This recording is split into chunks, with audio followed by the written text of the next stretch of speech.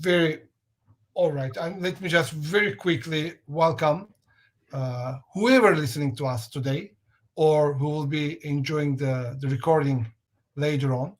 So this is all about, just to warn you, okay, if you are just questioning whether you are in the right place or not, we're going to talk about mentoring. And I don't know what and where the conversation will bring or, we will end up. But I'm together with David. Um, David is a great friend, someone that I truly enjoyed working with for more than a decade now. And I would say, in everything I learned and I practiced in the area of mentoring, David has a presence. So, early days, very first mentors, very first teachers, or the resources that you start learning things, it has a very special place. And David, um, and I would also say the late Magnuson, if I may just mention his name, David here. Together, both of you, you were my professors, teachers when I started this journey 2 decades ago, more than 2 decades ago. And now I truly enjoy having this conversation with David and still continuing my learning, but at the same time using such platforms so that more people can enjoy what David will come up with. Uh, so welcome, David. Thank you. It's a pleasure to be here. Any kind of introduction you would like to? We Well, kind of assume everybody knows you, but still, if you want to say anything about yourself, feel free. This is my 75th year. I shall be 75 in June. Okay. And I'm in the midst of writing my 75th book, which is going to be a book which pulls together all the theories and models and concepts that I've created over 50 years of research and work in these fields. And so to show the continuity between them and how they developed and how they support each other. So, Perfect. and just as it happens, I'm writing the chapter on mentoring at the moment. This is one of the key areas, and I'm focusing on role models and all the work on role modeling. There's a sentence. I'll read the sentence out. What I found surprising was, that all this, every major study of mentoring says that mentor is a role model, but almost nowhere does those studies see that as anything but a passive activity. It's just something that happens, and I firmly believe it's important to make it a proactive activity. Just think about oneself as a role model and what somebody else is taking from you, and how they're using you as a role model. Because then anything else, I think, is unethical, potentially, but certainly it's losing the power of that. So some of the ways in which we can use the technology around this is actually to think about it, to use diagrams and other things to actually show you what it actually is role modeling here, or to record back the mentoring conversations and to say, what kind of a role model was I providing in the way that I mentored that person today? It's the internal dialogue of a mentor, the reflective practice of the mentor. Yeah. And I never think that way about role modeling. It's a passive position. You're right. It's like reputation. You do everything possible to make it happen, but then once it happens, you have no control. You disseminate whatever you have like role model, but then what's the perception on the other side? You're right. And for what purpose? Well, I have learned over the years as a father and a grandfather that when children behave themselves, they are quite clearly role modeling themselves on their mother. And when they misbehave themselves, they're quite clearly role modeling themselves on their fathers. Is that true? Or maybe your wife says, isn't it? Yeah, that's what I mean. Yes, that's what I'm told. Yes. my wife will definitely say this. Good point. I'm not going to forget this. With European Leadership University, we are putting together a program. I would say nothing new in the area of mentoring, all the things that we have been talking with you, we've been building with you, and we also use lots of your resources, textbooks and everything as a reference point. But what we do here, we are focusing this kind of old learning, old wisdom, into a new domain, which is technology. And before we do that, we wanted to talk people like yourself to get some insight. Are we on the right track? Are we, because we have a claim, we say technology today has a very special place in society, in the economy, in the way people do live. And maybe it has always been the case, but it was not necessarily so close to people's hearts and minds in daily lives. And maybe the change was not so fast. And today, I'm not just talking about social media, all the technology that you use in your daily life, but anything happening has an impact. And those people who make it happen, the people who are working in the technology domain, what do they need? And the big question is mentoring relevant in this domain? And if it is, where and how?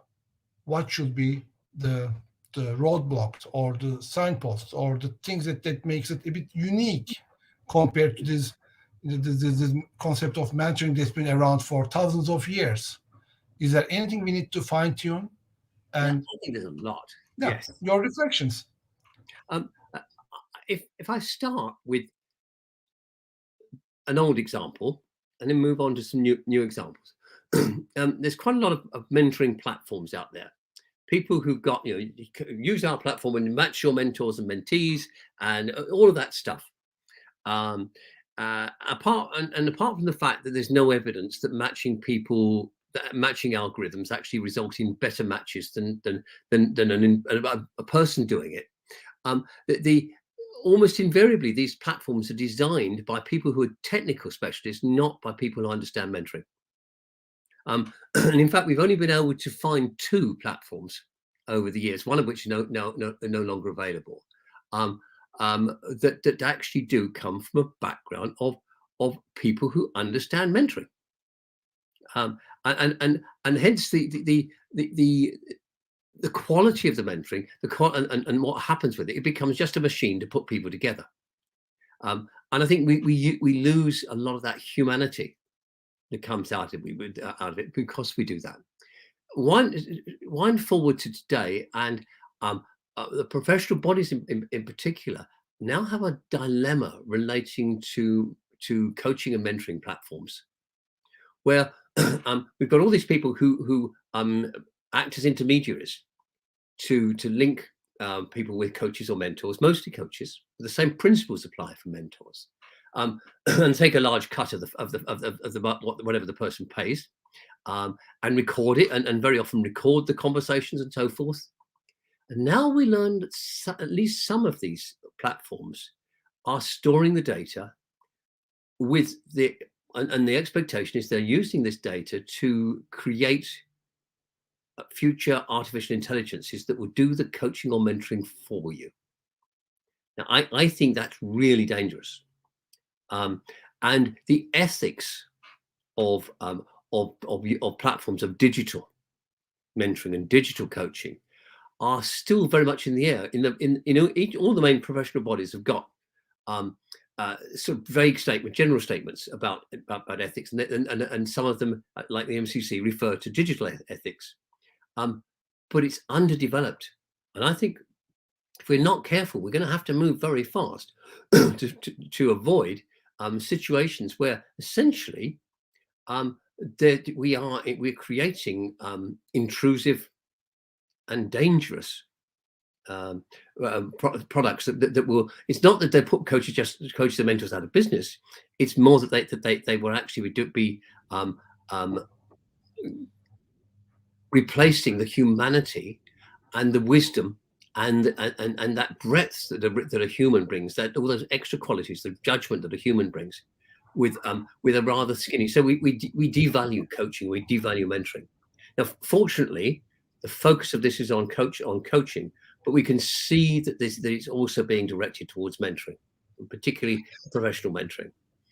That's for the practitioner's point of view. And you're right. Sometimes the technology is not always helping the existing practitioners, and it evolves things, disrupt things.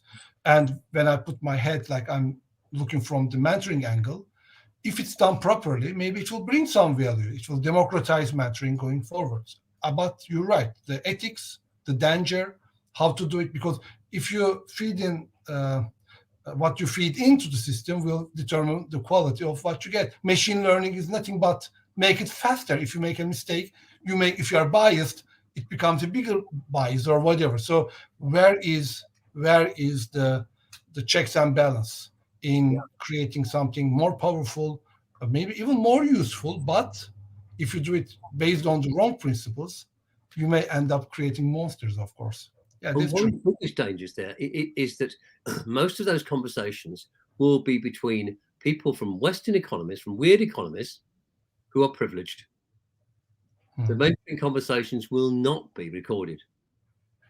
And the coaching conversation will not be recorded in any significant degree with people who are from different cultures and different backgrounds and are not rich or comparatively rich. Which brings us into the same world as the self-driving cars that can't recognize a black face. There are real significant ethical and social dangers, I think, in the platforms. But I would say this is one aspect of what we are talking. The other aspect, and where we are really focusing our efforts here, is how mentoring would be useful for people who are working in the technology domain. So those people who are investors, startup creators, all the technology people, the data scientists or data analysts or data processors or all the new professions that comes along. How mentoring would be relevant for them, for the new professions, I would say. Well, I think the mentor is the antidote to all of these dangers that we see. So we have ethical mentoring, which is a powerful way of using mentors to help people think through ethical dilemmas. I think in the technology field, the role of an ethical mentor is even wider. It's about helping people to recognize those ethical dangers and issues. And so it's partly an educational role, but it's helping them see the wider system. So it's very easy to focus on your programs and what they're going to do, but the deeper ecosystem impact of this, mentors and coaches have a real role to play in that context. So I think we can help them to understand the bigger dimension of what they're doing and put it into context. But I think there are other ways in which we can help them to connect more effectively with other people. So one of my projects I'm deeply involved in at the moment is enabling mentors and coaches to get involved with virtual reality. Now, it's mind-blowing what we can do in VR in terms of connecting more deeply with people. And I see here partnerships between the technologists and the mentors. And starting our mentoring session in the peaceful and tranquil environment of a Japanese water garden. So let's relax. Let's get to know each other. Forget all the study with all the books and all the other things behind us. Let's just chill out and get into the right mind frame. Now let's move to a different environment where we can perhaps be more businesslike, or maybe we'll go walking together through the forest because that's the right thing to do, with our avatars being able to see each other and look at each other and not the flatness of the screen that we're working on now, and then we can sit up with each other. We can do body swaps. So look at how what you're saying through my eyes. This is what it looked like. There are so many things that we can do using the technology, but the people designing the technology have got to be able to link with people who are going to be using it, such as ourselves, in a way that enables them to design things that are going to be really helpful.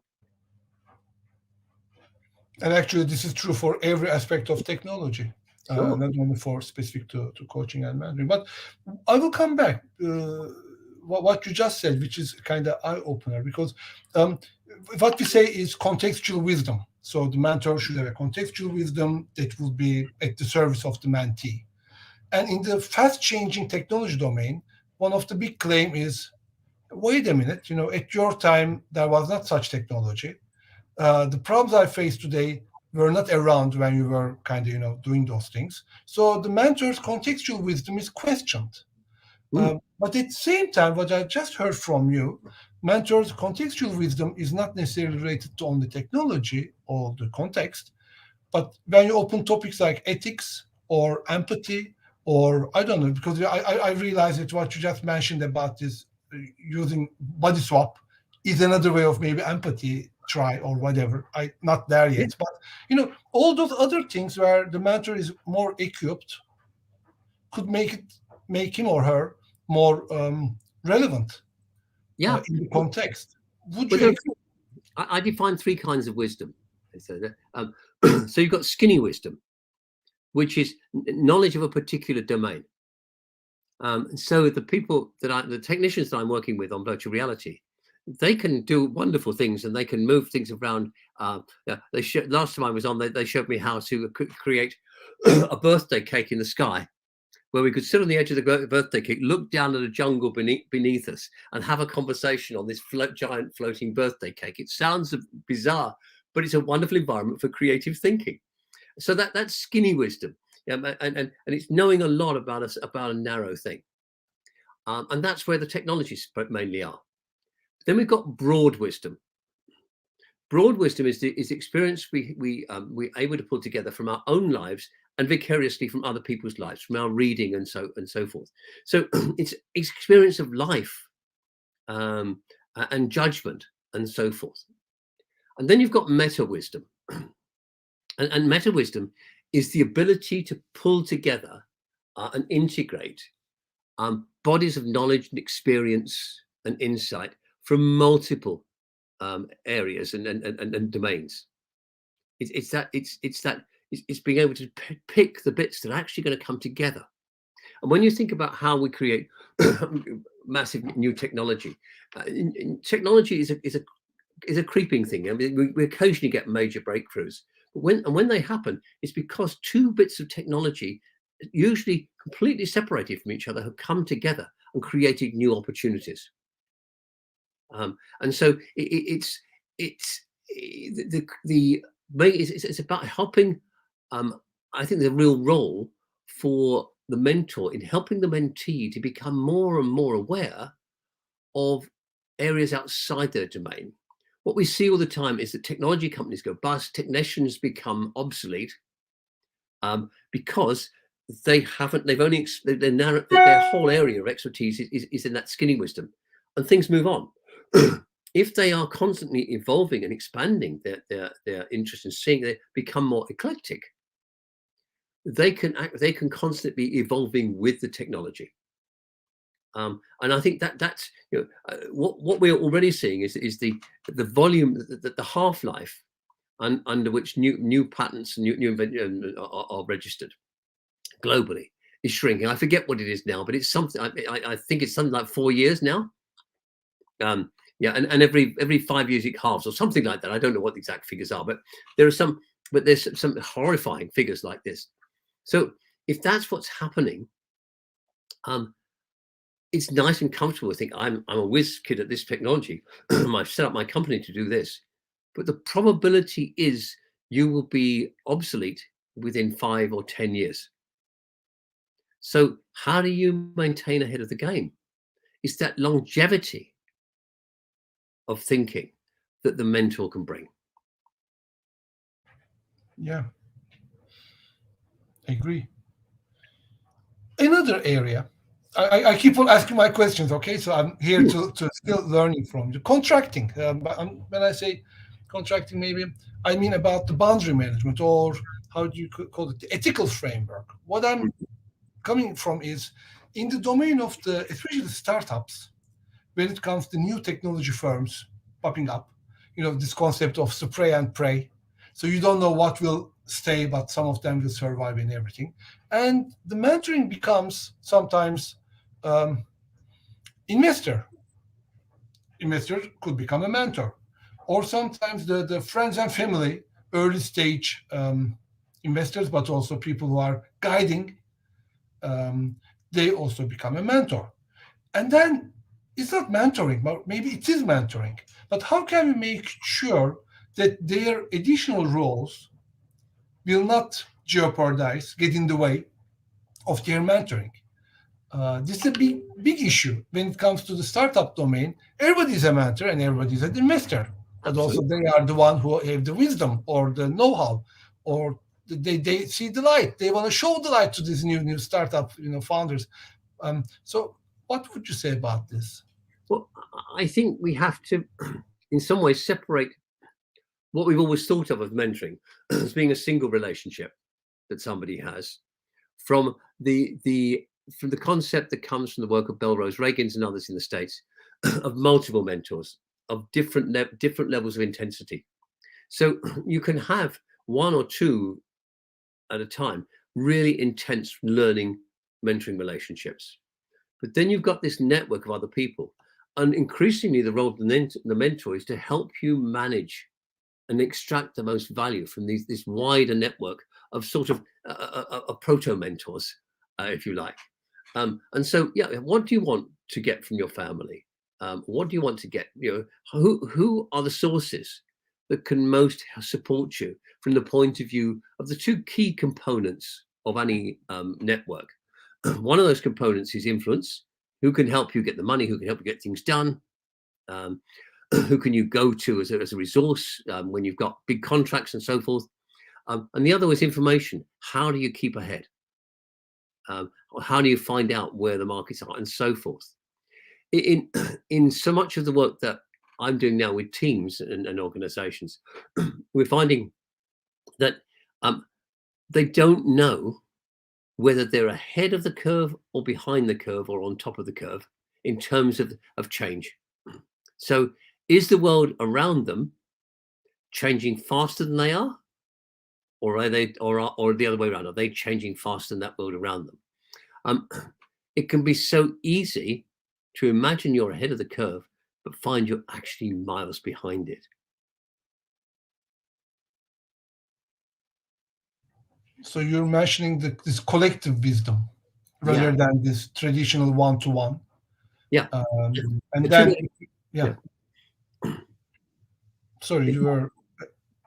No. That's. I think the more we can help people understand the power of learning networks.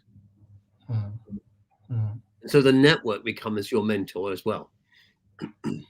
And that brings us to the concept of ecosystem in the technology domain, because every single company now, when I was a banker, or when I even did my MBA, when we're talking about this competitive, the spectrum, the competition, and everything, we used to define the companies in the same sector as competitor. Mm, Today, there's no such thing. Everyone comes with their ecosystem. A yeah. bank is not competing with another bank, but they do compete with somebody else who is also providing the same service to, and then changing the focus from one service, one company, one product, to putting the client in the middle, like talking about the ecosystem of a house and all the things that you can provide to the house, the moving technology, or like the telephone connection, electricity, rent, whatever. Think about house being the ecosystem, and now connecting all the dots that you just mentioned, and bringing this new way of looking at things in designing or defining your business. And I think when I hear from you, this collective wisdom or the learning networks is definitely needed. It's not this old traditional way of looking one. I gotta find my mentor, but on the other hand, I also make note of your meta wisdom concept, Mm. and they all kind of intertwined, isn't it? So at one level, you need some skinny wisdom, and at another level, you need to have this meta wisdom, because we are all human beings at the end of the day. Even though sometimes you come with big ego, big energy, with a willingness to change the world and everything. But there are times that we need a shoulder to cry on. Yeah. I don't claim that mentor is the shoulder to cry on, but at least we need to understand why we cry. Well, there's this whole issue of what we call kinship.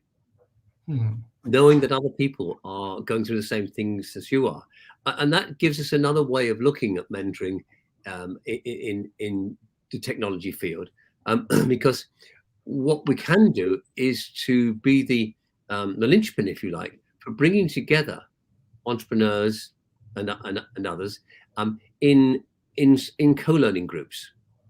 So it's a little bit like action learning sets, but it's more than that. It's about bringing a network of complementary entrepreneurs together, so that they can learn from each other. They can bounce ideas off each other.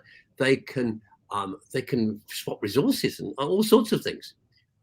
But to create small, uncompetitive or low competitive networks where they can help each other to thrive and to innovate faster. Exactly, and that's the concept of cluster. Mm. I will touch upon another issue. We have very limited time left, and I know you're busy. With just after that, you'll be attending another engagement. Inclusion. This is a topic which is very close to my heart, and at EMCC as well, we do a lot, and we should do even more.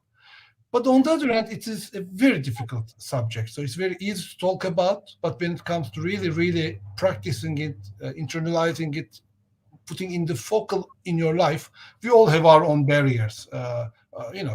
Easy to say it, but not necessarily always easy to practice. What would you say is the role of a mentor when it comes to the debate of inclusion?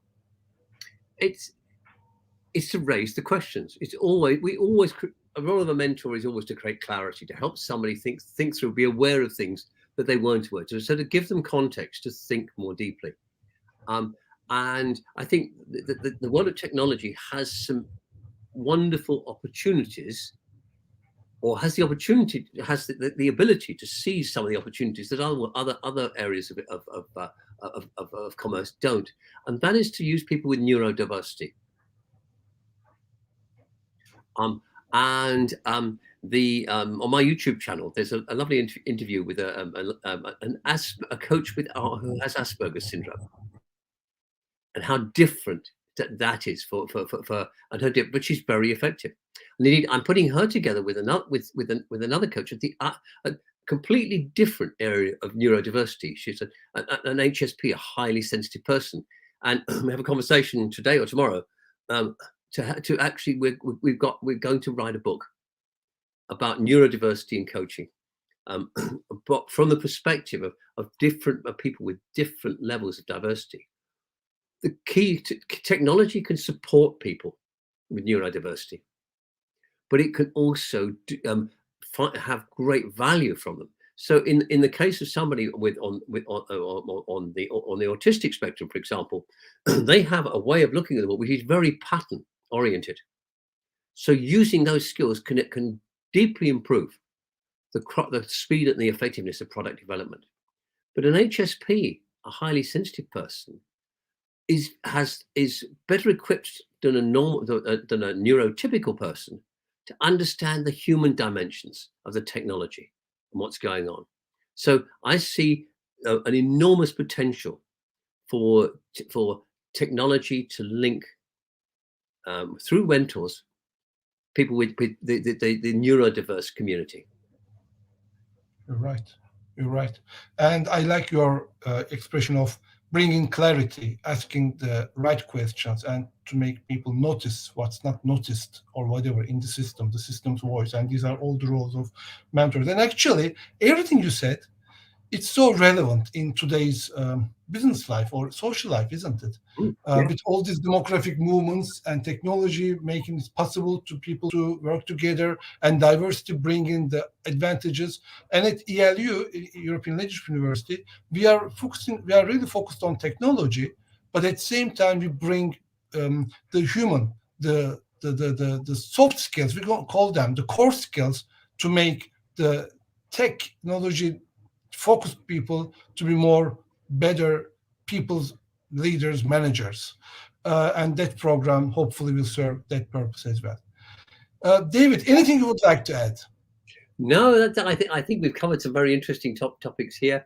I started my career as a young journalist, as a technology journalist. So I was in a magazine called New Scientist, which I still read today. So I have been always fascinated by the way in which we can integrate the worlds of learning and the worlds of technology. So it's a theme very close to my heart.